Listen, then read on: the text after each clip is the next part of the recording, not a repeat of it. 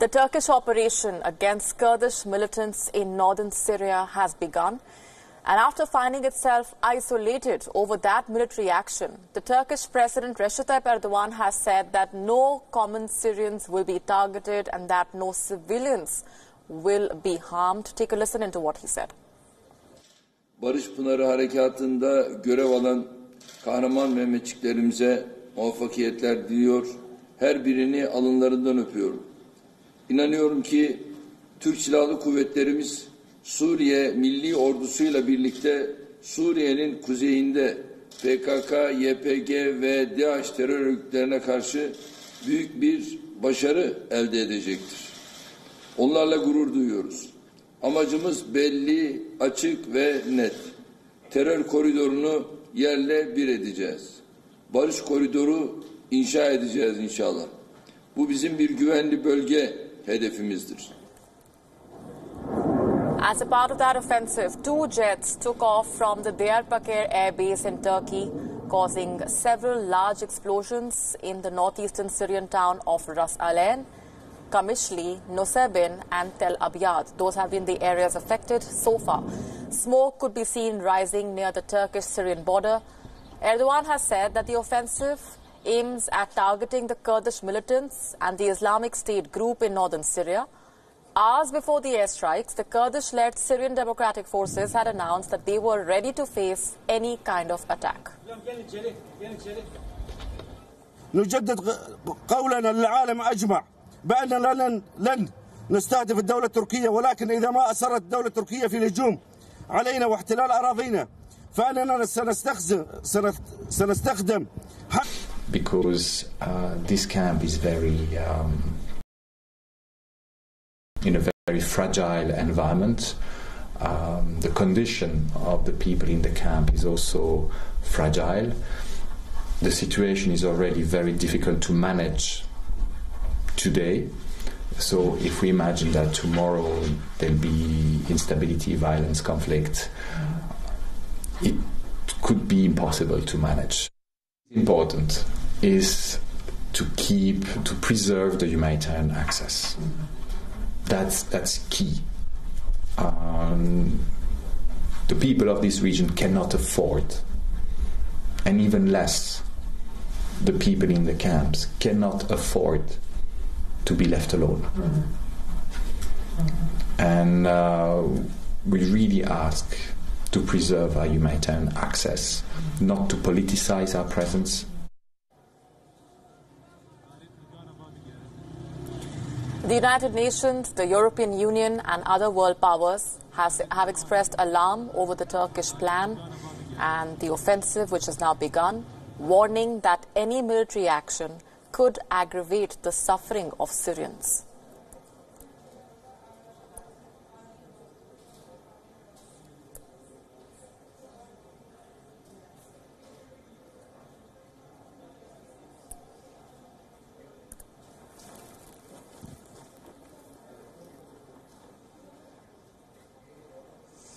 And where does America stand on the entire issue? Joining us on the broadcast this minute is our correspondent Kate Fisher from Washington, D.C. Kate, hi. Thanks for speaking with us here. Help our viewers better understand the latest that you're gathering from the American administration. The offensive has begun. It was a planned military offensive, but it leaves America in a rather awkward position. Yeah, it's very hard to actually clarify exactly what the Trump administration policy is regarding this situation. There seems to have been conflicting messages from the president, Donald Trump, from his Department of Defense, from his State Department, as well as some of his Republican allies. Donald Trump has tweeted this morning since that offensive began on the northeastern Syrian border with Turkey, very much defending his decision to allow it to happen, saying that the US has wasted trillions of dollars fighting wars in the Middle East and that thousands of our great soldiers have died. Going into the Middle East is the worst decision ever made.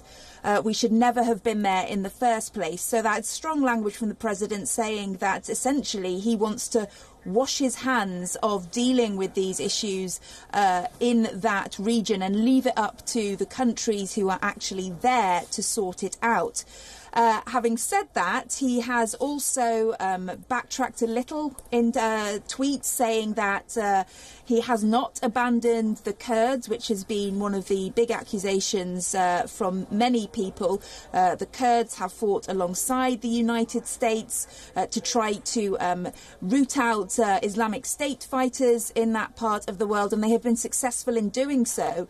And now the US has essentially abandoned them to the fate of the Turks. The Turks don't see them as allies. They see them as potential terrorists. That's the way that they view them, because they are concerned about their affiliations to a terrorist party within Turkey. So it's very awkward, because the United States is allied with both Turkey and the Kurdish fighters, so it finds itself in a very awkward position. But essentially, Donald Trump, at the moment, his policy appears to be he wants nothing more to do with wars in the Middle East, and he wants to leave it up to the countries who are actually there to deal with the issues. Right, and on our screens are the zones, the areas that have been targeted. Several large explosions in the northeastern Syrian towns of Ras Al-Ain, Qamishli, Nusaybin and Tel Abyad. Smoke has been seen rising up near the Turkish-Syrian border as a result of those airstrikes that have been undertaken as a part of the Turkish planned military offensive. Kate, the statements that have been made by Donald Trump in the run-up to that offensive, carrying the classic Trump trademark, the U-turns, of course, that we've seen, and the ambiguity that came with the last statement that was made, for example, saying that he will obliterate the Turkish economy if it takes any action that is considered off limits. Nobody seems to know what he means by that. That's right. He appears to have suggested in those tweets that he is not abandoning the Kurds. He used those words. And in fact, if the Turkish military do anything that he considers to be inhumane, then he will obliterate the Turkish economy. So again, we have here very strong rhetoric towards Turkey.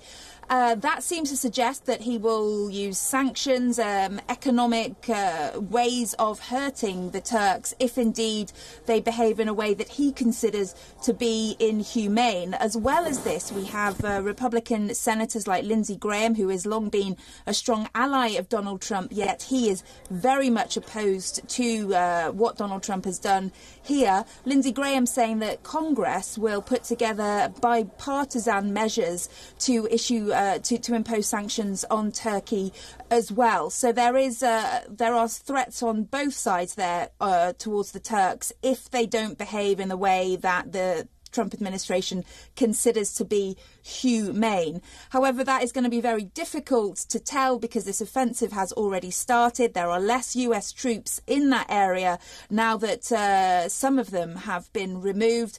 And I would just reiterate again, the policy from the Trump administration on all this appears to be in disarray. The State Department and the Department of Defense kind of saying very different things from the president. They were, it appears, blindsided by this decision on Sunday evening for the president to say he would stand back and let the Turkish leader go into that part of Syria. So really, it's very difficult to predict how and what the Trump administration will do next regarding this. Absolutely. We're going to leave it there for the moment. Kate Fisher, of course, coming back to you as and when further updates trickle in. Turkey's offensive into northern Syria that began just a few hours ago has become the latest flashpoint in West Asia, with the United States unexpectedly pulling the plug on its Syria policy. President Donald Trump's announcement that American troops in Syria would step aside to make way for a Turkish military operation against U.S. allied Syrian Kurdish fighters has invited bipartisan criticism at home and warnings of immediate and long-term consequences at large.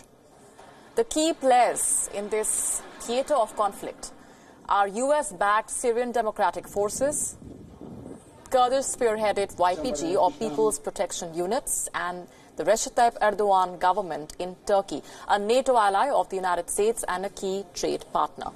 Turkey's chief target is the SDF, mainly composed of Arab and Kurdish fighters, whom the US cultivated and groomed to fight against ISIS. Remember, in March this year, the SDF captured the last sliver of land held by ISIS extremists, marking the end of the so-called caliphate declared by its leader, Abu Bakr al-Baghdadi, in 2014. The cost for the SDF, though, was crippling. It lost 11,000 fighters in that process. Turkey has no love lost with the YPG either. The Kurdish group is viewed as an extension to the outlawed Kurdistan Workers' Party, or PKK, which has fought for Kurdish autonomy in Turkey for 3 decades. Ankara considers them as terrorists. On the other hand, Syria's 8-year-long civil war has had a wave of displaced migrants seeking refuge in Turkey since 2011. Erdogan's offensive into Syria is seen as a muscular reaction in line with his harsh stance on refugees and internally having to fight the banned PKK within Turkey itself. Turkey wants to create a so-called safe zone stretching 32 kilometers into northeastern Syria, a space where some 2 million of the more than 3.6 million refugees currently reside in Turkey can be returned to. Analysts say that the most dangerous outcome of Erdogan's push could be the re-emergence of ISIS itself, with the SDF having to withdraw its rearguard from prisons and camps holding thousands of seething ISIS detainees itching for revenge. Geopolitically, America's foes, Bashar al-Assad, Russia and Iran, all stand to gain from an American troop withdrawal and will likely bide their time until they can move in and retake the area.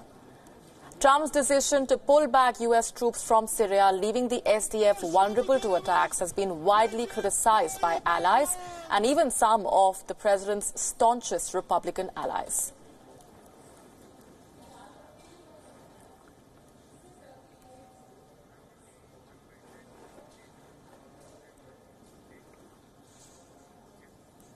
Turkey's offensive has attracted sharp reactions from across the world. The UK, France and Germany plan to request for an emergency meeting of the UN Security Council to discuss the situation.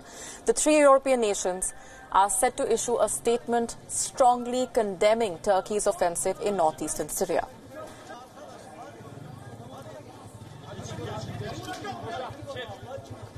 The European Commission President, Jean-Claude Juncker, urged Turkey to halt its military operation. Meanwhile, the NATO Secretary General has said that he expected Turkey to act with restraint and to ensure that any action is proportionate and measured. NATO has been informed by Turkish authorities about their ongoing operation in northern Syria. It is important to avoid actions that may further destabilize the region, escalate tensions and cause more human suffering. I count on Turkey to act with restraint and ensure that any action it may take in northern Syria is proportionate and measured. We must not jeopardize the gains we have made together against our common enemy, ISIS. American Senator Lindsey Graham, who is a close ally of President Donald Trump, has said that he would lead an effort in Congress to make Erdogan pay a heavy price, quote-unquote. Earlier, US President Donald Trump had responded to the criticism to his decision by threatening to obliterate Turkey's economy if it went off limits in the incursion, saying that Turkey should not do anything outside of what we would think is humane.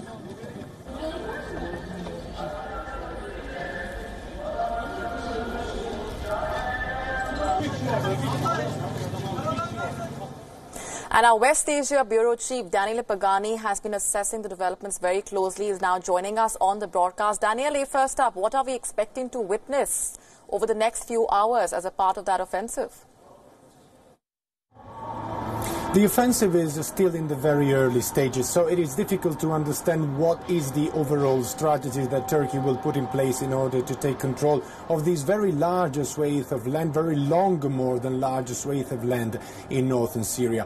What we are seeing right now is that the Turkish artillery and the Turkish Air Force are bombing cities on the border between Syria and Turkey. These are the vital points that they want to control, because if they control those access points, they definitely control the border more easily on both sides. But in the meanwhile, tens of thousands of Turkish-backed Syrian rebels, the very same rebels that have been fighting against the president of Syria, Bashar al-Assad, are preparing to march boots on the ground inside Kurdish-controlled cities. For instance, one of the cities that they will target will be Kobane, where the very famous offensive against Islamic State took place. It is there that the United States of America and the Kurds became a formal ally. We are talking about at least 18,000 men ready to march against fundamental and vital cities within the area that Kurds control. So it seems to be a combined operations. Far from where the Turkish troops are, Turkey is using the airstrikes and the artillery to mollify the resistance, and in the meanwhile is preparing its Turkish-backed rebels to walk into Rojava, to walk into the part of the northern Syria that the Kurds control. So we can expect to understand more in the coming hours and in the coming days, and to understand if eventually Turkish troops will enter also from other of the crossing points that they are targeting currently through the artillery. Right, and at this point, Daniele, if we were to look at the options that the Kurds have, what do you make of what they could consider as their immediate steps?